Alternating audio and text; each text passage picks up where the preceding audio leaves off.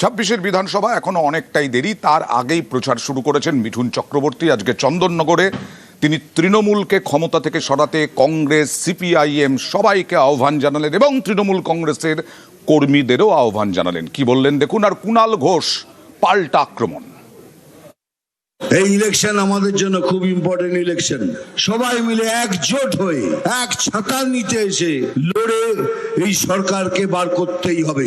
কার্যবাহী নেতাদের বলছি, যদি কারোর সাথে কারোর কোনো কিছু মনোমালিন্য থাকে তাহলে ইলেকশন অবধি দয়া করে সেটা মিটিয়ে নিন। যদি কমিউনিস্ট পার্টির মধ্যেও কেউ হিন্দু থাকেন, যদি হিন্দুত্বকে বিশ্বাস করেন, আপনারাও আসুন। কংগ্রেসকেও বলছি, আপনারাও আসুন। তৃণমূলের মধ্যেও যদি কারোদের কোনো বিবেক থাকে সেই হিন্দুদের, তারাও আসুন। আমরা একসাথে মিলে একসাথে ভোট করে এই সরকারকে এখান থেকে তাড়াই। আর এবারে তৃণমূল সরকারের পতন নিশ্চিত।